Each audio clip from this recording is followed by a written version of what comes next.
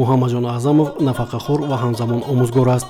номурда 47 сол инҷониб дар мактаби санъатӣ ба номи Мирзо Пардаеви ноҳияи Спитамин ба ҳайси омӯзгор фаъолият мебарад. давоми як соли охир маъмурияти мактаби санъат ба ин омӯзгори соҳибтаҷриба танҳо 0.5 воҳиди кори ҷудо намудааст ки дар як моҳ 350 сомонӣ маош мегирад.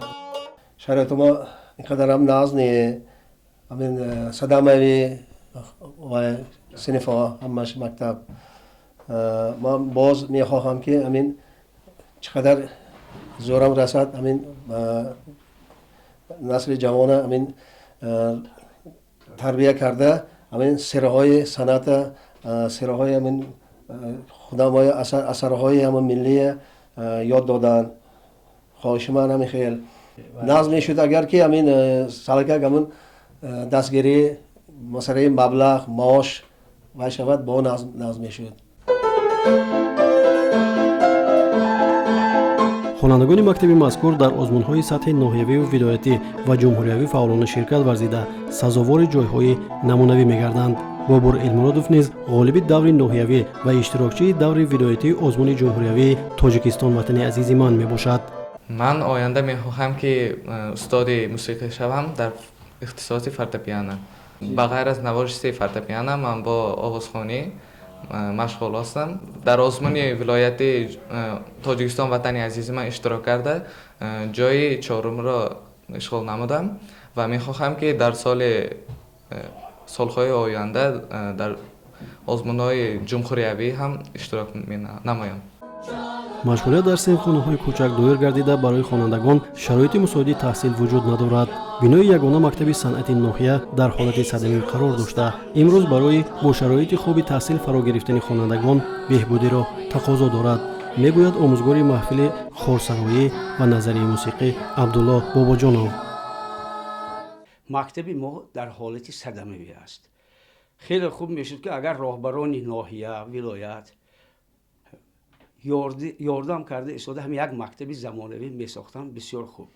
асосан ҳозир мо дар як мушкилӣ нест. як проблеми асосии мактаби мо ҳамин ки дилмесӯзонагӣ ва мо ҳамин ки муаллимое ки ҷудо ҳам синни соли калон доранд, таҷрибаи калон доранд, инҳо нафақа ба биромада истоданд.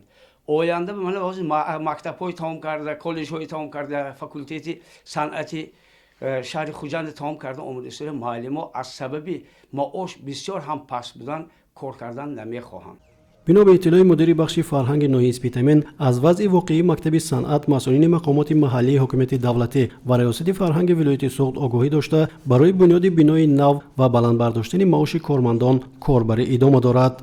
боиси ифтихор ва сарфарозӣ аст ки таи солҳои охир баробари дигар соҳаҳои иқтисодиву иҷтимоии ҷумҳуриямон соҳаи фарҳанг низ зери таваҷҷӯҳи ҳукумати ҷумҳурии Тоҷикистон хоса асосгузори сулҳу ваҳдати миллӣ пешвои миллат президенти кишвар муҳтарам Эмомалӣ Раҳмон қарор дорад ва мо фарҳангчиён низ кӯшиш ба харҷ медиҳем ки ба боварӣ роҳбарияти олии кишвар сазовор шуда баҳри рушду намӯи соҳаи фарҳанг кӯшиш ба харҷ намоем. албатта баробари дастовардҳо камбудиҳо низ ба чашм мерасад. воқеан ҳам мактаби санъати ба номи Мирзо Пардаев дар ҳолати садамавӣ қарор дорад. айни ҳол мо кӯшиш намуда истодаем ки як лоиҳаи инвестисионӣ таҳия намудем ва кӯшиш ба харҷ менамоем ки бо ҷалби соҳибкорон ва ё шахсони саховатпеша айни ҳол дар ҷустуҷӯи он қарор дорем ки барои аз нав барқарор намудани ҳамин мактаби санъат чораи андешем. мактаби санъати ба номи Мирзо Пардаеви ноҳияи Спитамин аз соли 1965 инҷониб фаъолият дошта дар ин муассисаи фарҳангӣ 36 нафар омӯзгорон ба 250 нафар хонандагон нозукиҳои ҳунари сарояндагӣ, навозандагӣ, хорсароӣ ва рақсро меомӯзонанд. мактаби санъат 50 сол инҷониб фаъолият доштаву дастпарварони он дар гӯшаву канори ватани азизамон кору фаъолият доранд.